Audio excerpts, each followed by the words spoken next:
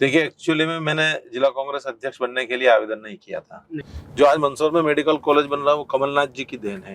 नहीं, और मंदसौर का टिकट तो एक्चुअली में नरेंद्र नाडा जी ने मंदसौर से मांगा नहीं था और उनकी तैयारी मनासा से थी। जब स्कूल में थे तो कभी ऐसे स्कूल से बंक मार के कभी मूवी देखने गए? हाँ, गए। गए। मैं हॉस्टल में पढ़ता था, दीवार की फलांग लगा के जाते थे। तो आपकी पसंदीदा अभिनेत्री कौन है? पसंदीदा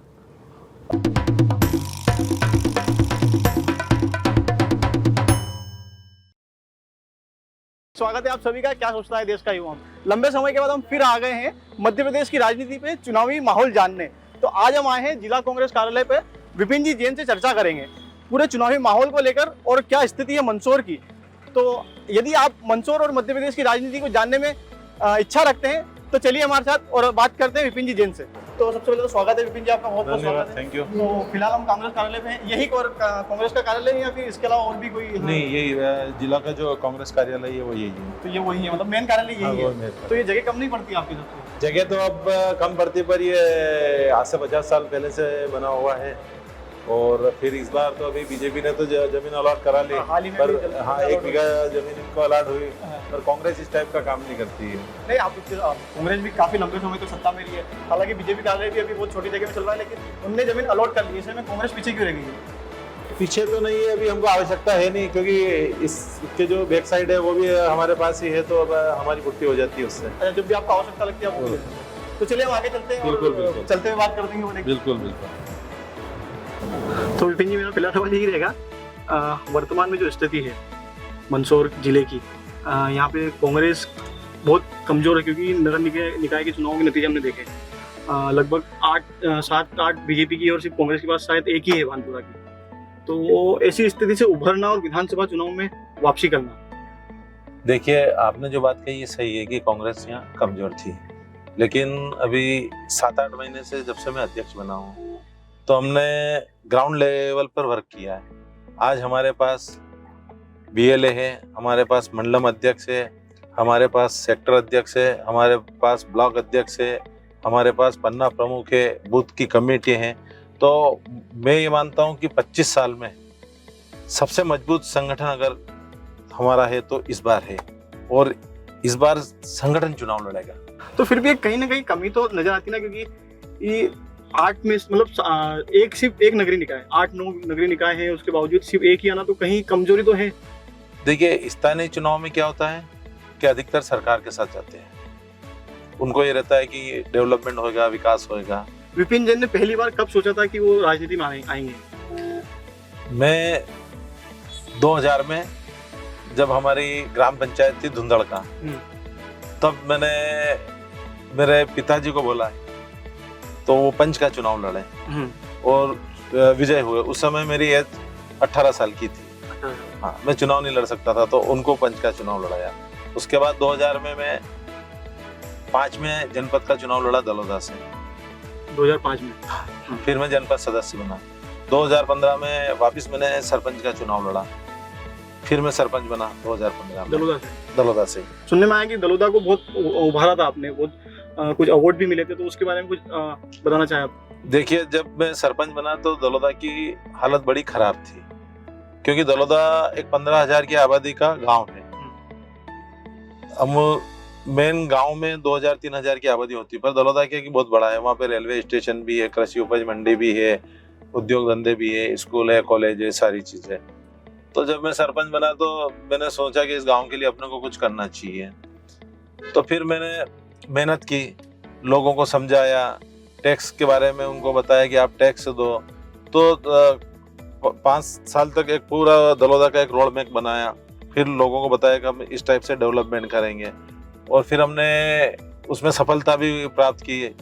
जैसे कि मुझे पीएम अवार्ड मिला, मुख्यमंत्री जी ने मुझे अवार्ड दिया, केंद्रीय मंत्रालय द्वारा अवार्ड दिया गया, स्थानीय कलेक्टर द्वारा अवार्ड दिया गया, बहुत सारे अवार्ड भी मिले। कम से कम 5 से 6 हजार लोग जो सरपंच थे दूसरी पंचायतों के, मध्य प्रदेश के अलावा भी दूसरे स्टेट के, वो पंचायत का काम देखने भी आए। 4-5 राज्यों में मुझे मध्य प्रदेश सरकार ने मध्य प्रदेश का प्रतिनिधित्व करने का मौका दिया, तो मैं वहाँ भी गया था।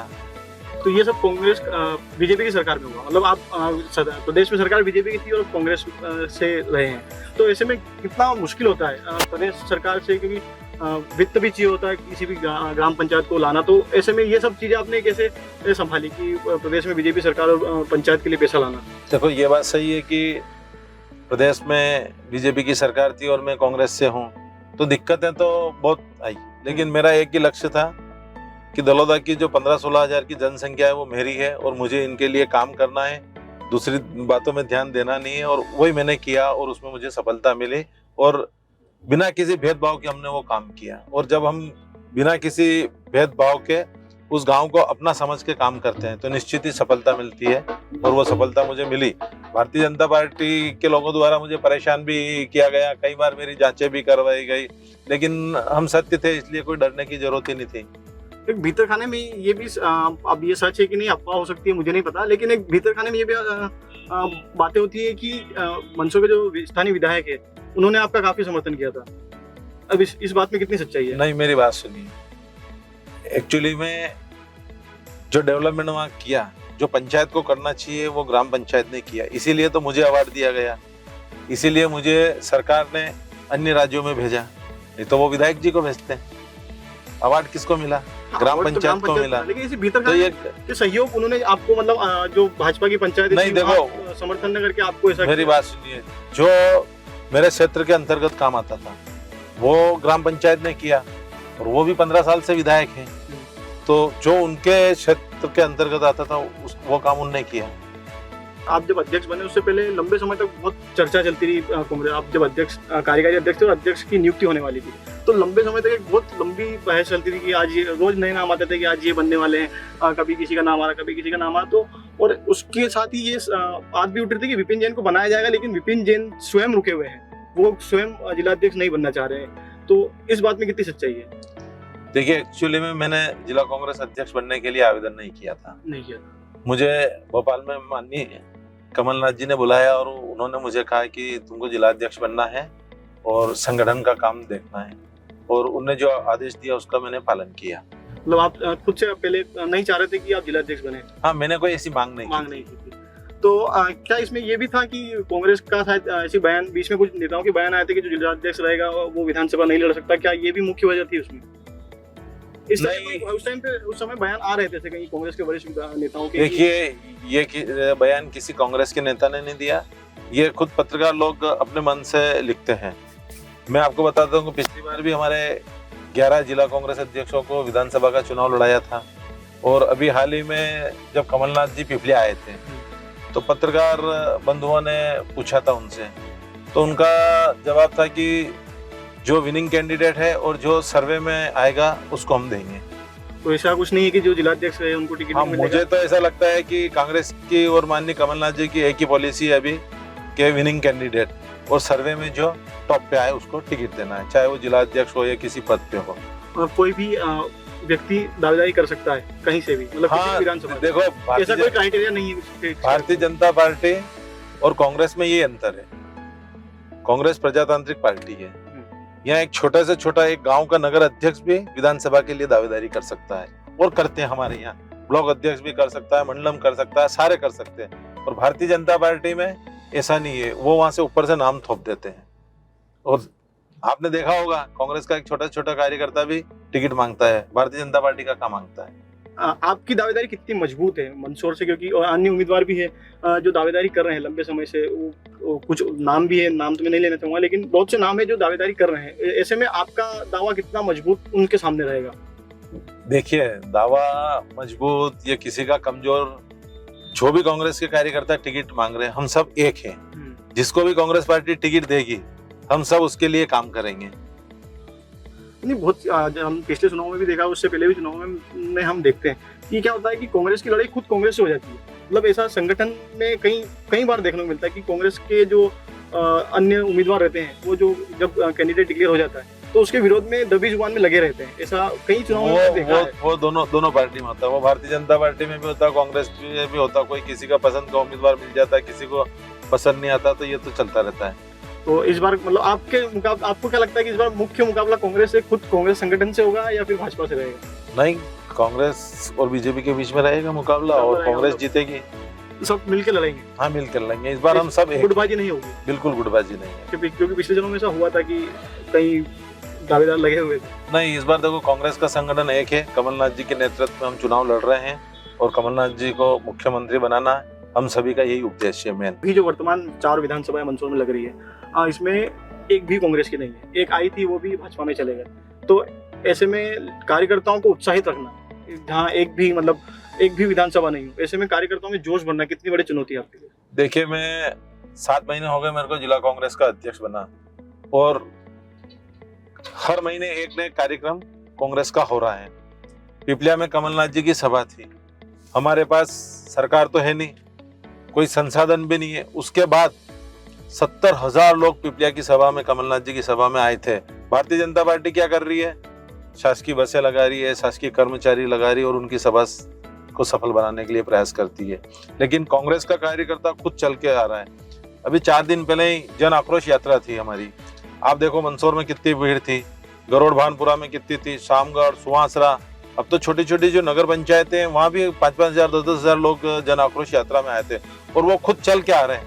जन आशीर्वाद यात्रा भाजपा ने निकाली थी और जन आक्रोश यात्रा कांग्रेस ने निकाली, तो दोनों की ही आशीर्वाद यात्राओं में आप क्या लगता है कि जो रुझान दिखने लगते हैं, भाजपा में भी यात्रा निकली तो एक रुझान कार्यकर्ताओं का दिखता है और कांग्रेस की जन आक्रोश यात्रा निकली तो उसमें भी एक रुझान दिखता है कार्यकर्ताओं की, कार्यकर्ता किसको चाह रहे हैं, भाजपा को चाह रहे हैं, कार्यकर्ता की नहीं चाह रहे हैं, इस तरह का रुझान कांग्रेस में आपने कैसा देखा कि कितना आक्रोश आपके कार्यकर्ताओं में, जनता की नहीं बात कर रहा हूं मैं, कांग्रेस के कार्यकर्ताओं में, जो मूल कार्यकर्ता जमीन पे काम करते हैं, उनमें कितना आक्रोश है, वो कितने उत्साहित है चुनाव को लेकर? देखो सबसे पहले मैं आपको एक बात बताना चाहता हूँ कि 18.5 साल भारतीय जनता पार्टी की सरकार है, तो उनको क्यों आवश्यकता पड़ी जन आशीर्वाद यात्रा की निकालने की?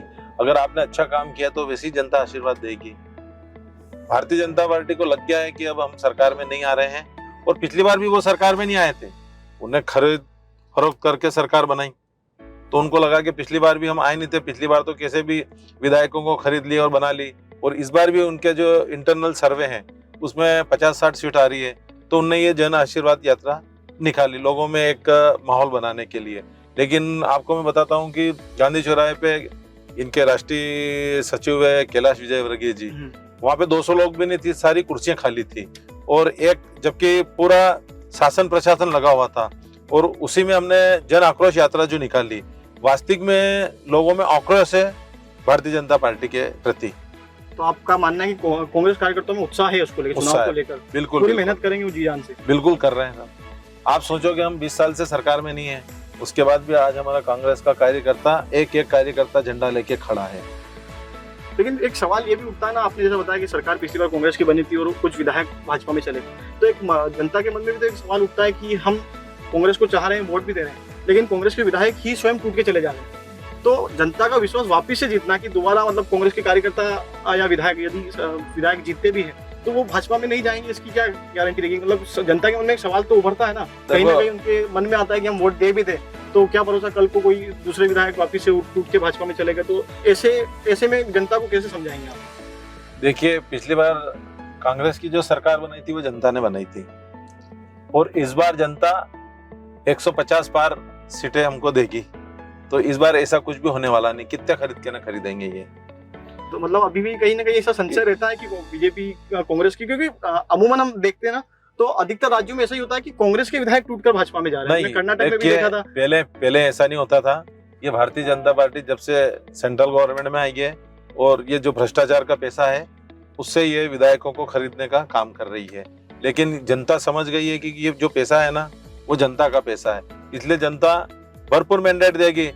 आप कर्नाटक में देख लो, 136-37 सीट दे दी, कोई टूटने का सवाल ही नहीं, सरकार गिरने का सवाल ही नहीं, तो यहाँ भी इस बार 150 पार जनता ही पहुंचाएगी कांग्रेस को। आपको पूरी उम्मीद? 100 बिल्कुल 1001%, 150 पार। 150 पार। हाँ, कमलनाथ जी मुख्यमंत्री। कमलनाथ जी मुख्यमंत्री, तो मुख्यमंत्री का अपने कैंडिडेट लगभग तय ही माना जा रहा है कि कमलनाथ जी ही रहेंगे। हाँ, आपने सुना होगा जितने भी हमारे वरिष्ठ नेता सारे यही बोलते हैं, दिग्विजय सिंह जी, जितने भी वरिष्ठ नेता है हमारा। तो चुनाव के बाद दिग्विजय सिंह जी या फिर कोई अन्य नाम, तो जब दिग्विजय सिंह जी ने ही बोल रखा है कि हमारे मुख्यमंत्री का चेहरा कमलनाथ जी है, तो अच्छा, अगर ऐसा होता है तो काफी एक चेहरे को लेकर लड़ाई नहीं होगी, तो काफी हद तक कांग्रेस नहीं, कांग्रेस में इस बार कोई लड़ाई नहीं है, न मुख्यमंत्री को लेके लड़ाई है, न टिकट को लेके लड़ाई है, न कुछ भी नहीं। कांग्रेस की सरकार लाना है, कमलनाथ जी को मुख्यमंत्री बनाना है। लेकिन ये भी तो होता ना कि चुनाव से पहले कांग्रेस हमेशा साथ रहती है। हमने अक्सर देखा कि चुनाव से पहले जब तक उम्मीदवार घोषित नहीं होते हैं तब तक कांग्रेस का संगठन साथ रहता है, लेकिन उम्मीदवार घोषित होने के बाद कांग्रेस में अनबन चालू होती है। देखो जब ये जितने भी इस टाइप के लोग थे ना, वो बीजेपी में गए, अब वो उधर चालू होएगा। इधर कुछ भी नहीं होएगा। आपको लग रहा है कि बीजेपी, लेकिन बीजेपी में क्या होता है कि डंडा चलता है ऊपर से कि वो चुनाव से पहले सब अलग होते हैं, काय का डंडा चलता है। अभी इनने 39 सीटें जो घोषित की है, आप देखो कितना विरोध हो रहा है। अब तो बीजेपी में लड़ाई है, एक महाराज की बीजेपी है, एक कार्यकर्ताओं की बीजेपी है, एक शिवराज की बीजेपी है। सीना ठोक के कह रहे हैं, मैं जिला कांग्रेस का अध्यक्ष हूँ, कि हमारे मुख्यमंत्री कमलनाथ जी होंगे। भारतीय जनता पार्टी के जिला अध्यक्ष से पूछ लो, वो सीएम का नाम नहीं बता पाएगा। अभी आप नड्डा जी से और इन्हें सवाल किया था जब पत्रकारों ने, तो उनने शिवराज जी के नाम लेने से ही मना कर दिया। कहीं ना कहीं उनको भी लग रहा है कि अब शिवराज के चेहरे पे हमको वोट नहीं मिलेंगे।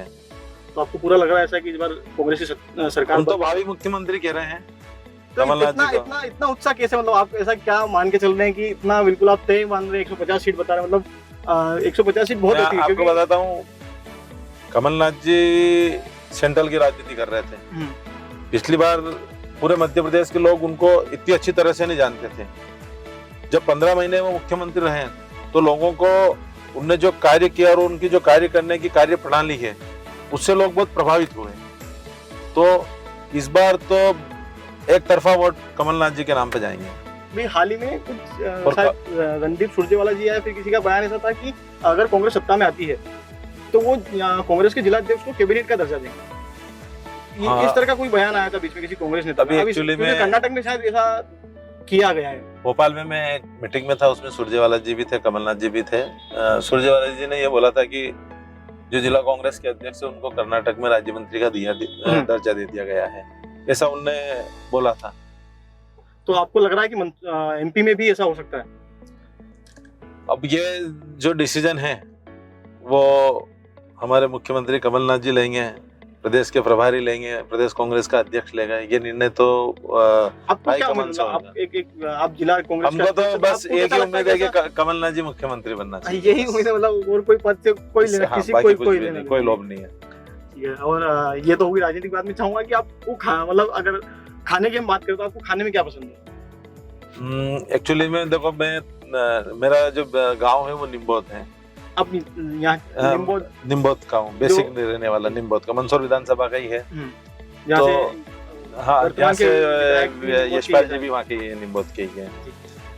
तो सिंपल सब्जी रोटी, हरी सब्जी, दाल चावल दलिया, बिल्कुल सिंपल खाना खाता हूँ। बिल्कुल सिंपल। यहाँ मंदसौर का कोई स्थानीय आप कोई व्यंजन खाना पसंद करते हो?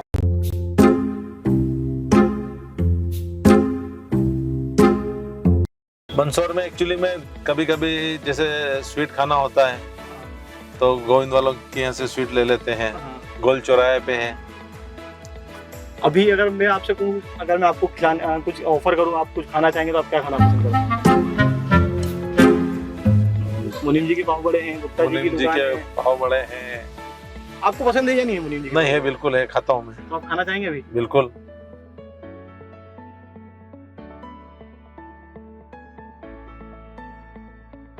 पाव बड़ा आपने पहली बार कब खाया था?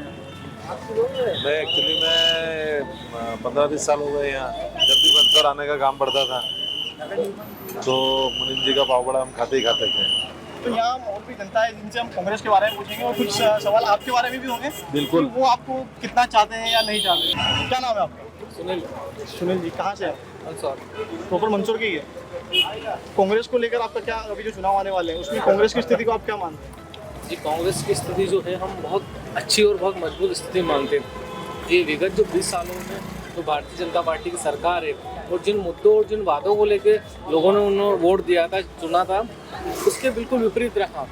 अगर मैं युवा हूँ, अगर मैं बात करूँ बेरोजगारी की, तो कहाँ मोदी जी ने 2 लाख युवाओं की बात करी थी, शिवराज जी ने कही, लेकिन जो नौकरियाँ देने की तो गई, लेकिन जो है वो भी चली जा रही है। जो प्राइवेटेशन हो रहा है, जो निजीकरण हो रहा है, उसमें आप खुद देख रहे हैं कि बड़ी बड़ी कंपनियां, बड़ी बड़ी इंडस्ट्रियाँ, बड़े बड़े संस्थान जो है निजी हाथों में जा रहा हूँ। कहीं न कहीं जो लोगों हैं जिनकी नौकरियाँ पहले से लगी वो भी जा रही है, टेंडर बेसिस पर नौकरियाँ हो रही है। मतलब युवाओं का जो भविष्य है वो आगे हमें बिल्कुल नज़र नहीं आ रहा है, एक अंधकार में नज़र आ रहा है। शिक्षा, स्वास्थ्य, ये सारी व्यवस्थाएं काफ़ी पिछड़ चुकी है। क्या नाम है? हेमंत शर्मा। आप कहाँ से? गोबर मंसूर जी है। तो अभी जो कुछ महीनों में चुनाव आने वाले हैं, तो उसको लेकर आपको क्या लग रहा है? इस बार माहौल चेंज है, माहौल चेंज है। लोग कमलनाथ को पसंद कर रहे हैं और भ्रष्टाचार भय मुक्त प्रदेश चाहिए। भाई मुझको तो अभी शिवराज सरकार में ऐसा नहीं लग रहा। नहीं लग रहा, नहीं लग रहा, बिल्कुल नहीं लग रहा। बिल्कुल नहीं लग रहा है। भ्रष्टाचार है चरम सीमा पे। 50% लोग ऐसे रोटी खाओ, ये काम करो। कांग्रेस के बना देंगे तो नहीं आप? हो सकता हूँ मैं आम जनता होकर बात कर रहा हूँ। हम जनता की बात कर रहे हैं। ठीक है, आप कहाँ से? मैं मंसूर से, यहीं से मंसूर? मैं एक छात्र हूँ, मंसूर गाई रहने वाला हूँ। बात यहाँ शासन की करते हैं तो सोसाइटी में रहने के लिए सोशोलॉजी की आवश्यकता है। सोशोलॉजी पढ़ना चाहिए, करना चाहिए। मंसूर में मेडिकल कॉलेज जैसी सौगातों को बड़ी लूट मार कर रखी है यहाँ। सांसद जी बोलते मिला है, विधायक जी बोलते मिला है। और मैं आज बात करता हूँ जनसंभा की सबसे बड़ा कॉलेज है अपना राजीव गांधी शासकीय महाविद्यालय मंसूर। वहाँ की आज की स्थिति ये है कि वहाँ के सोशोलॉजी का टीचर उपलब्ध नहीं है। स्टूडेंट भटक रहा है। बीए में सोशोलॉजी जिसने ले रखी है वो सीसीए किसको जमा करा है, विभाग को ताला लगा हुआ सोशोलॉजी के विभाग में। ऐसी स्थिति मंसूर में शिक्षा की है। तो हमने पाव वड़ा भी खा लिया है। बिल्कुल। कैसा लगा आपको? अच्छा, बिल्कुल अच्छा। राजनीति साइड के मैं थोड़े कुछ व्यक्तिगत सवाल पूछना चाहूँगा आपसे। बिल्कुल बिल्कुल। आपकी शादी कब हुई थी? मतलब आपने लव मैरिज थी या अरेंज मैरिज? Arrange marriage. इससे पहले जब आपकी शादी हो रही थी तब आप पहले कभी नहीं मिले थे? नहीं, कभी नहीं मिले। मतलब उस टाइम आप पहली बार ही मिले थे? बिल्कुल। इसके अलावा आप घर के लिए समय कैसे मैनेज कर पाते हैं? मतलब अभी आप जिला कांग्रेस के अध्यक्ष हैं, नज़दीक में चुनाव भी आने वाले, तो स्वाभाविक है कि काम का और संगठन को लेकर काम ज़्यादा रहता है, कार्यकर्ताओं की उम्मीदें भी ज़्यादा रहती है। तो ऐसे में परिवार के लिए समय निकालना आपके लिए कितना चुनौतीपूर्ण रहता है? नहीं, ऐसा कुछ भी नहीं है। ये बात सही है कि अध्यक्ष बनने के बाद घर पे समय कम दे पा रहा हूँ, पर घर वालों को पूरा समय देता हूँ, बीवी बच्चों को पूरा समय देते हैं, माता पिता को पूरा समय देते हैं, घर के कार्य भी खुद करता हूँ। और जहाँ तक है कि मेरे खुद के निजी जो सेल्फ कार्य है वो भी मैं खुद ही करता हूँ। ऐसी कोई नाराजगी तो नहीं होती घर से? कभी कभी हो जाता है? नहीं, सपोर्ट करते हैं मेरे को। मैं आपको बता देता हूँ कि लोगों को राजनीति में जाने से घर वाले रोकते हैं। हाँ, मैंने अक्सर देखा है। मेरे घर वाले, मेरे माता पिता रोज धक्का देते हैं कि तू जा, राजनीति कर, जन सेवा कर। क्या मतलब घर से आपको पूरा सपोर्ट है? इतना सपोर्ट है कि आप कल्पना भी नहीं कर सकते हो। फुल सपोर्ट, पूरा सपोर्ट। वो तो चाहते हैं, वो चाहते हैं चुनाव लड़ूं, मैं विधायक बनूं, लोगों की सेवा करूं। इसके अलावा आप कभी कभार कोई पिक्चर वगैरह, मूवी वगैरह देखते हैं? बिल्कुल, मूवी भी देखते हैं। लास्ट मूवी कौन सी देखी थी? अभी गदर 2 जो आई है थोड़े दिन पहले ही, वो देखी। कैसी लगी थी? बढ़िया लगी, अच्छी है। अच्छी लगी। मूवी को लेके भी आजकल राजनीति होने लगी। कुछ होता है कि किसी मूवी की बीजेपी विरोध में आ जाती है, कुछ मूवी की कांग्रेस के विरोध में आ जाती है। जैसे हमने कश्मीरी फाइल्स को लेके देखा, केरला स्टोरी को लेके देखा। तो इस तरह की जो राजनीति होती है मूवीज के ऊपर, देखो, सिनेमास के ऊपर, सिनेमा के ऊपर राजनीति नहीं होना चाहिए। सिनेमा एक मनोरंजन का साधन है और ज्ञान का साधन है। जो ज्ञान की चीजें हैं वो दिखानी चाहिए और एक मनोरंजन की जो चीजें वो दिखानी चाहिए। सिनेमा मनोरंजन के और ज्ञान के लिए। तो आपकी पसंदीदा अभिनेत्री कौन है? पसंदीदा अब ये ऐसा तो कुछ भी नहीं है। मूवी देखते हैं जो, बाकी सारी अभिनेत्रियां बढ़िया है, अच्छा नहीं, आपको कोई performance होता है रहता ना कि नहीं, ऐसा कुछ भी नहीं है। अभिनेता? अभिनेता भी ऐसा कुछ भी नहीं है। बाकी यूं अमिताभ बच्चन है ये। तो उनकी कोई, अमिताभ बच्चन जी की कोई मूवी जो आपको याद हो, जो आपको काफी पसंद आई हो? या फिर शोले। तो आप जब स्कूल में थे तो कभी ऐसे स्कूल से बंक मार के कभी मूवी देखने गए? हाँ, गए। मैं हॉस्टल में पढ़ता था, दीवार की फलांग लगा के जाते थे। तो कभी किसी टीचर ने पकड़ लिया हो या फिर टीचर पकड़ लेती थी तो वो पनिशमेंट देते थे। पनिशमेंट देते? तो क्या पनिशमेंट? वो ग्राउंड के चक्कर भी लगवाते थे, धूप में खड़ा भी रखते थे। ऐसा कोई अजीब पनिशमेंट हुआ हो जो आपके साथ, जो आप बताना चाहते हो? नहीं, ऐसा तो अजीब नहीं, पर पनिशमेंट मिलता था और पहले पनिशमेंट को स्वीकार भी कर लेते थे। आज तो मतलब इस तरह के पनिशमेंट आजकल के बच्चे पनिशमेंट अगर देते हैं तो घर पे जाके पेरेंट्स को कंप्लेन करते हैं। जब आप स्कूल में थे तो आपके काफी सारे मित्र रहे होंगे। ऐसी कोई कई बच्चे होते हैं स्कूल में, होते हैं मस्तीखोर होते हैं। हम भी स्कूल में थे तो मस्ती करी है कई बार। कुछ बच्चे स्कूल में बम भी फोड़ देते हैं, पटाखे फोड़ देते हैं। तो इस तरह का किस तरह के स्वभाव से थे आप बचपन में? मतलब स्कूल में बिल्कुल सिंसियर बच्चे थे, पीछे वाली बेंच पे जो बैक बेंचर होते उस टाइप के थे, या पढ़ाई नहीं, में मैं शालीनता से क्लास में जाता था, शालीनता से बैठता था। और ये बम फोड़ना और ये पहले नहीं होता था, ये तो अब हो रहा है। अब हो रहा है? मतलब आपके समय पे ऐसी ऐसा नहीं होता था, मस्ती करते थे, कर तो आज भी करते हैं खैर, लेकिन इस टाइप की हरकतें पहले नहीं होती थी। पहले नहीं होती थी। मंदसौर से भी आप दावेदारी कर रहे हैं जी। तो मंदसौर में आप अगर ऐसा आपको कभी मौका मिलता है, जैसे आप बोल रहे हैं आप दावेदारी कर रहे हैं, टिकट के लिए भी आप प्रयास पूरा कर रहे हैं, तो आपको टिकट मिलता है, आपको मौका मिलता है यदि मंदसौर के विकास का, हाँ। तो आप किस तरह के मुद्दे उठाएंगे और क्या आपकी उम्मीदें हैं, जो आपको अगर मौका मिलता तो आप क्या कुछ करेंगे जनता के लिए? देखो, शिवनाथ शुद्धिकरण महाकाल की तर्ज पे भगवान पशुपतिनाथ लोग बने। आपको मैं बता देता हूँ कि जैसे गांव में मांगलिक भवन होता है 1 कमरे 2 कमरे का, बस सरकार ये देती है। आप बताओ 1 कमरे या 2 कमरे में क्या कोई शादी ब्याह या कोई भी अन्य फंक्शन तो हो सकता है क्या? जब मुझे दलोदा का मैं सरपंच था तो मांगलिक भवन मिला, तो मैंने कलेक्टर साहब से यही कहा, मैंने कहा कि साहब ये 2 कमरे में मांगलिक भवन में कोई मांगलिक कार्य थोड़ी हो सकता है। तो उन्होंने बोला आप क्या चाहते हो? मैंने कहा इसको रिसोर्ट में कन्वर्ट करना चाहता हूँ। हमारी पंचायत निधि से मैंने एक 20 कमरे का सर्व सुविधा युक्त वहाँ पे रिसोर्ट बनाया है, जिसके अंदर गार्डन है, खाना बनाने के लिए अलग से बहुत बड़ा किचन है, दूल्हे के लिए स्टेज है, बिस्तर है, मतलब सर्व सुविधा, जो प्राइवेट रिसोर्ट होता है ऐसा रिसोर्ट बनाया। तो एक स्टेडियम होना चाहिए हर गांव में बच्चों को खेलने के लिए। आज खेल गतिविधियां हमारे गांव में सब जगह रुक गई, क्योंकि जितनी भी जमीनें थी या तो वहाँ कोई डेवलपमेंट हो गया, कॉलोनी बन गया, तो खेल के मैदान हमारे पास नहीं बच रहे। हर गांव के अंदर खेल का मैदान होना चाहिए। आप बताओ कि मंदसौर का व्यक्ति फिल्टर पानी पीता है, तो गांव में भी पंचायत के जो लोग हैं उनको भी फिल्टर पानी मिलना चाहिए। मंदसौर का जैसा इंसान है वैसा ही तो गांव का इंसान है। तो ये सारी चीजें हमको करनी पड़ेगी और इनके बारे में हमको सोचना पड़ेगा। अब जब हम गांव में अच्छे सा डेवलपमेंट करेंगे तो ही उनका पलायन रुकेगा। हर गांव के अंदर, आज मंदसौर के अंदर लाइब्रेरी है, तो क्या ग्राम पंचायत लेवल पे लाइब्रेरी नहीं होना चाहिए? और आप मैं बताता हूँ, गांव में तो पेपर या तो सुबह तो बहुत से गांव में तो पहुंच ही नहीं पाता। प्राइवेट बसें भी आजकल बहुत कम हो गई, क्योंकि अधिकतर लोगों के पास 4 व्हीलर हो गए। तो हर गांव में एक लाइब्रेरी होना चाहिए। शाम को वहाँ गांव के बच्चे आके, बुजुर्ग लोग आके बैठे पढ़े। तो गांव में भी जो डेवलपमेंट है उसके बारे में हमको सोचना पड़ेगा। आज मंदसौर में आप बताओ, हम गाड़ी से घूम रहे हैं, कितना ट्रैफिक है। आप बताओ कि मंदसौर में एक भी जगह पार्किंग स्थल नगर पालिका ने बनाया हो, तो यह भारतीय जनता पार्टी की सरकार ने बनाया, तो पार्किंग स्थल होने चाहिए। और डेवलपमेंट ऐसा होना चाहिए कि लोगों के मन को भाए, न कि उनकी आंखों को खटके।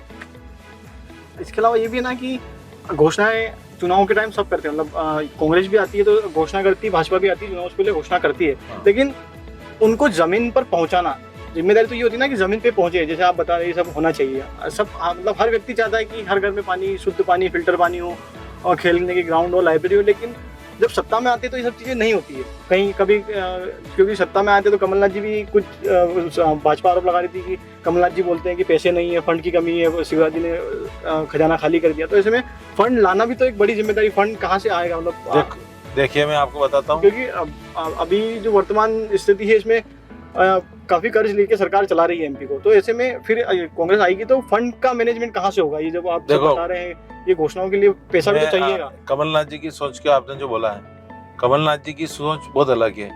वो बहुत से ऐसे काम करते हैं जो लोगों को दिखते नहीं और उससे वोट नहीं मिलते, पर फिर भी वो काम करते हैं। मैं आपको 15 महीने की सरकार में 2-3 उनके काम के उदाहरण बताता हूँ। उन्होंने मिलावट के खिलाफ युद्ध चालू किया था। अब आप बताएं कि हम सब जो चीजें खा रहे हैं वो अशुद्ध खा रहे थे, तो ये कमलनाथ जी ने मिलावट के खिलाफ जब युद्ध चालू किया तो जिन लोगों के फैक्ट्रियों पे या वहाँ छापे पड़े तो वो कांग्रेस से तो नाराज हुए, लेकिन उन्होंने ये नहीं देखा कि इससे कांग्रेस को लॉस होगा। उन्होंने देखा कि आम जनता को शुद्ध चीजें खाने को मिले। ब्याजखोरी के लिए उन्होंने कदम उठाया। जो बहुत से ऐसे होते हैं 15%, 20%, 25% ब्याज पे मजबूर लोग होते हैं, वो पैसा लेते हैं, बाद में वो चुका नहीं पाते हैं, बहुत से उसमें सुसाइड कर लेते हैं, आत्महत्याएं कर लेते हैं। तो आप बताओ कि जो भूमाफिया थे उनके खिलाफ अगर किसी ने अभियान चालू किया तो वो कमलनाथ जी ने किया। मंदसौर संसदीय क्षेत्र में 8 सीटें हैं, उसमें से हमारे पास एक सीट थी सुहासरा की। जब यहाँ अतिवृष्टि हुई तो कमलनाथ जी ने बिना सर्वे मुआवजा दिया। वो चाहते तो दी भी देते, क्योंकि यहाँ से हमको तो कांग्रेस को तो एक सीट मिली थी, लेकिन उन्होंने नहीं। वो किसान के सच्चे हितैषी थे। उन्होंने कहा कि नहीं, मेरा किसान अभी परेशान है, और उन्होंने बिना सर्वे करोड़ों रुपए मुआवजा दिया। आप बताओ कि हमारा रतलाम में पहले मेडिकल कॉलेज स्वीकृत हो गया था। सरकार का ऐसा नहीं है हमें कि एक जिला छोड़ के और तीसरे में होना चाहिए। उसके बाद भी उन्होंने 15 महीने की सरकार में हम सब ने कहा कि साहब, हमको जो मंदसौर का हॉस्पिटल है उसमें ना सुविधा है, और वो रेफर हॉस्पिटल बन चुका है। तो उन्होंने कहा क्या चाहते हो? हमने कहा हम भी मेडिकल कॉलेज चाहते हैं। जो आज मंदसौर में मेडिकल कॉलेज बन रहा है वो कमलनाथ जी की देन है। भाजपा वाले कह रहे हैं कि हम बना रहे हैं, हम मतलब ये मेडिकल कॉलेज किसने पास करवाया और किसके? ये आप ऑन रिकॉर्ड देखेंगे। कमलनाथ जी के समय कमलनाथ जी ने 15 महीने की कार्यकाल में स्वीकृत हुआ। एक उदाहरण और मैं आपको बताता हूँ। तो ये केंद्र एक उदाहरण और मैं आपको अच्छा सा बताता हूँ। अभी थोड़े दिन पहले महाकाल लोक का उद्घाटन किया प्रधानमंत्री जी ने, ठीक है। उस दिन भारतीय जनता पार्टी के सारे लोग चिल्लाए कि महाकाल लोक का जो प्रोजेक्ट था वो हमने बनाया, पैसा हमने जारी किया। हमने भी, कांग्रेस वालों ने कहा कि हमारी कमलनाथ जी की सरकार में महाकाल लोक का पैसा जारी हुआ। वास्तविक में महाकाल लोक का पैसा हमारी सरकार में जारी हुआ था, उसके बाद सरकार गिर गई थी, क्योंकि पैसा और प्रोजेक्ट सैंक्शन हो चुके थे।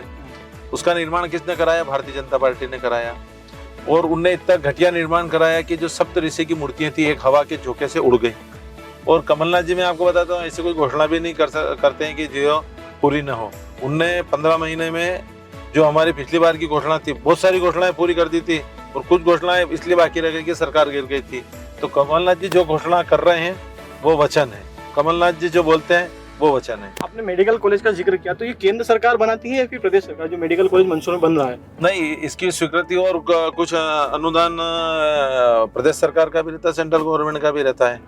तो आपका कहना है कि हाँ, मध्य प्रदेश सरकार ने जो पहला उसकी एक राशि रहती है वो जमा करानी रहती है, वो करवाई, और अनुमति भी जो देती है प्रदेश सरकार देती है। और उस समय कमलनाथ जी की सरकार थी, उस समय इसकी अनुमति भी उसी समय इसको कमलनाथ जी की सरकार में। और ये सारी चीजें ऑन रिकॉर्ड है। जो भाजपा हमेशा बोलती है कि हमने मेडिकल कॉलेज मंदसौर को दिया, सांसद जी भी बोल रहे हैं कि नीमच को हमने दिया, मेडिकल कॉलेज मंदसौर को दिया, रतलाम को। वो बताते हैं कि मैं संसदीय क्षेत्रों में तीनों ही मेडिकल कॉलेज भाजपा ने दिए हैं। अब वो भारतीय जनता पार्टी तो अब क्या बोलूं, दूसरा के यहाँ बच्चा होता तो उनके घर पे मिठाई बांट लेते होता। जब आप जनता के बीच वोट मांगने जाएंगे तब जनता को समझाना भी एक बड़ी चुनौती होता है, क्योंकि जनता अक्सर हम देखते हैं कि सत्ता के साथ होती है, मतलब जहाँ केंद्र की सत्ता होती है कहीं ना कहीं हल्का रुझान जनता का रहता है उस तरह। नहीं, आप देखो पूरे देश में परिवर्तन हो रहा है। हिमाचल में परिवर्तन हुआ, वहाँ बीजेपी की सरकार थी, और सेंट्रल में भी बीजेपी की, उसके बाद हुआ कर्नाटक में हुआ। मध्य प्रदेश में तो जनता का जो मत था कांग्रेस को दिया था, उसको भारतीय जनता पार्टी ने पैसों से खरीद लिया। इसलिए मध्य प्रदेश की जनता तो इतनी चिड़ी हुई है इस भारतीय जनता पार्टी की सरकार से कि मुझे तो लग रहा है कि इस बार कई भारतीय जनता पार्टी के विधायकों के तो जमानत जब्त होगी, और ये जो गद्दार विधायक थे जो बिके थे, इनकी तो 100% जमानत जब्त है इस बार। यही बता रहे हैं, मतलब जमानत जब्त हो, जमानत जब्त हारने की भी नहीं, क्योंकि जनता छोड़ेगी नहीं। 35 करोड़ रुपए इनने जो लिए ना, वो जनता का पैसा है। हुए थे ना, मतलब जब कांग्रेस से बीजेपी में गए तो जनता के बीच में गए थे, और 21 विधायक शायद, मुझे जहाँ तक ध्यान है 21 या 22 इनने सरकार बनाने के बाद चुनाव कराए थे। सरकार बनने के बाद उन्हें इस्तीफे दिए और चुनाव हुए, और जब वो चुनाव जीते तो इनने पूरी सरकारी मशीनरी, सरकारी तंत्र सारा लगा दिया था, उस समय पैसा लगा दिया था। तो आपको अब उम्मीद है कि इस बार आप जीत जाएंगे? बिल्कुल। अगर मंदसौर जिले की बात करें, 4 में से आप कितनी मान रहे हैं? इस बार 4 में से 4 कांग्रेस को आएगी। आपने जब देखा होगा दिग्विजय सिंह जी की सेकंड बारी थी तो हमारे पास 8 सीटें थी। तो ऐसा कुछ नहीं है कि मंदसौर कोई बीजेपी का गढ़ है। जब हम 8 सीट ला सकते हैं, पहले लाए, तो इस बार भी क्यों नहीं ला सकते हैं? नहीं, मंदसौर में आप बोल रहे हैं कि मंदसौर जिले के संसदीय क्षेत्र में मंदसौर जिले की 4 सीटें हमको मिलेंगी। 4 सीटें बिल्कुल फिक्स मान रहे हैं आप? देखिए, पिछली बार भी हमारा हार जीत का जो अंतर है कोई ज्यादा बड़ा नहीं था। मंदसौर को छोड़ दे, हम तो गरुड़ भानपुरा की हम 2,500 वोट से हारे थे। मल्हारगढ़ में भी 11,000 और 10-11,000 सुहासरा की हम जीते थे। मल्हारगढ़ में हम 10-11 हजार वोट से रहे थे। हारे थे, लेकिन 5,000 वोट अगर कवर होते तो ज्यादा बड़ी बात नहीं। और मंदसौर का टिकट तो एक्चुअली में नरेंद्र नाडा जी ने मंदसौर से मांगा नहीं था और उनकी तैयारी मनासा से थी, लेकिन ऐसी परिस्थिति बनी कि उनको मंदसौर अचानक ही एकदम से उनको टिकट दे दिया और उनके पास प्रचार करने तक का भी समय नहीं बचा था पिछली बार। ये आपने अच्छा बताया कि नाटा जी का इस तरह एक तरह का अभी जो पंचायत चुनाव हुए थे उसमें भी ऐसा होता है कि कांग्रेस आगे की सोच के नहीं चलती है, क्योंकि पंचायत चुनाव में कांग्रेस के पास 8 सदस्य थे जिला पंचायत चुनाव के लिए, लेकिन उम्मीदवार के लिए कोई पिछड़ा महिला जो आरक्षित सीट थी उसके लिए कोई उम्मीदवार ही नहीं था। तो क्या कांग्रेस आगे की सोच के नहीं चलती है क्या? नहीं, एक्चुअली में हमने पिछली महिला को चुनाव लड़ाया था, लेकिन एक पिछली महिला हमारी चुनाव हार गई थी और दूसरी को तो भारतीय जनता पार्टी ने, जैसा कि आपने देखा, 145 वोट से उसको हरा दिया। नहीं तो कांग्रेस ने जैसे भाजपा के पास तो 2 उम्मीदवार थे, 3 उम्मीदवार थे, जहाँ तक मुझे ध्यान है पिछड़ा महिला की। तो कांग्रेस को भी इस तरह की रणनीति अपनानी चाहिए थी कि... हमने भी 2 महिलाओं को लड़ाई थी। एक महिला हमारी हार गई थी और दूसरी महिला जो निम्बोस क्षेत्र से लड़ी थी वो चुनाव जीत गई थी, लेकिन आखिरी में वो काउंटिंग की पर्ची उनके पास नहीं थी और मुझे ऐसा लगता है कि इनने हेर फेर करके आखिरी में भारतीय जनता पार्टी को डिक्लेयर कर दिया बड़ा था। आरोप लगा रहे हैं आप। बिल्कुल। ठीक है, इसके अलावा अंतिम सवाल मैं पूछना चाहूँगा कि कांग्रेस और बीजेपी का जो संगठन देखें, कांग्रेस भाजपा जो होती है चुनाव लड़ती है, भाजपा का जो संगठन है 24/7 काम करता है। एक राज्य में चुनाव जीते वो तुरंत नतीजे आने से पहले ही दूसरे राज्य की चुनाव की तैयारी करने लग जाती है। और कार्यकर्ताओं में सत्ता होने के बावजूद वो लगातार कोई कार्यक्रम आयोजित करते रहते, कहीं बैठकें होती रहती, लेकिन कांग्रेस का संगठन कहीं कहीं पीछे दिखता है। उनके मुकाबले भाजपा का संगठन और कांग्रेस का संगठन दोनों के काम करने के तरीके, जो भाजपा कितनी सक्रियता से चुनाव के बाद अगले चुनाव में लग जाती है या फिर लगातार संगठन की बैठक वगैरह चलती रहती है, तो ऐसे में कांग्रेस कहीं ना कहीं सिर्फ चुनाव से कुछ कंटिन्यू नहीं रहती है। कांग्रेस का जो संगठन है वो, देखिए मैंने अभी आपको पहले बताया कि इस बार हमारा संगठन भारतीय जनता पार्टी से ज्यादा मजबूत है और इस बार संगठन चुनाव लड़ेगा। मैं आपको बता देता हूँ कि यह बात सही है। भारतीय जनता पार्टी के कार्यकर्ता 24 घंटे मेहनत करते हैं। कितने घंटे? 24 घंटे मेहनत, ठीक है। शासकीय मशीनरी का उपयोग, श्रमदान जो भी है, सारे हथकंडे अपनाते हैं। और कांग्रेस वाले केवल वो 24 घंटे करते हैं तो हम 1 घंटा काम करते हैं। उसके बाद भी आप बताओ कि भारतीय जनता पार्टी के पास इतना कोई ज्यादा बहुमत भी नहीं। पिछली बार हम चारों विधानसभा की अगर लीड भारतीय जनता पार्टी की माने तो 31,000 की थी, जब भारतीय जनता पार्टी के कार्यकर्ता 24 घंटे काम कर रहा था और हम 1 घंटे कर रहे थे, तो उनके पास 30-31,000 की लीड है पिछली बार की चारों विधानसभा की। तो इस बार तो हमारा संगठन इतना मजबूत है, तो आपको पूरी उम्मीद है? बिल्कुल, चारों सीट इस बार कांग्रेस की, कमलनाथ जी भाजपा के संगठन से ज्यादा मजबूत कांग्रेस का संगठन रहेगा। बिल्कुल बिल्कुल है। तो ये थी हमारी विपिन जी से बात। अब आपको ये हमारा जो बातचीत रही ये कैसी लगी? आप एक कैमरे में बोल सकते हैं कि आपको कैसा लगा जो कार्यक्रम हमने आपके साथ चर्चा की? नहीं, देखिए आपने जो आज चर्चा की है बहुत अच्छी चर्चा की है और आपने बिंदास होकर सारे सवाल किए। उन सवालों का मुझसे जो बन पड़ा अच्छे से मैंने प्रयास किया कि मैं आपको जवाब दूं। बाकी ये जो आपका प्रोग्राम है इससे पूरे मंदसौर में मैं आपके साथ घूम भी लिया हूँ और बहुत सी जो अभी यहाँ पे दिक्कत है वो भी मुझे दिख गई है। तो कहीं ना कहीं आपके इस प्रोग्राम से मुझे पर्सनल लाभ मिलेगा। एक बार इसमें बोल भी दिए कि हमारे चैनल को सब्सक्राइब जरूर करें। बिल्कुल। आपके क्या सोचता है देश का युवा को सब्सक्राइब करें? देश का युवा क्या सोचता है? देश का क्या युवा सोचता है? सब्सक्राइब करें। आप सभी जो भी मेरी ये वीडियो देख रहे हैं सभी सब्सक्राइब करें और सबसे पहले मैं अभी इस कार से उतर के सबसे पहले मैं करूँगा। बहुत बहुत धन्यवाद विपिन जी, थैंक यू। आपने हमें समय दिया, आपकी कीमती समय, जैसे आपने जब हमको समय दिया इसके लिए बहुत बहुत धन्यवाद।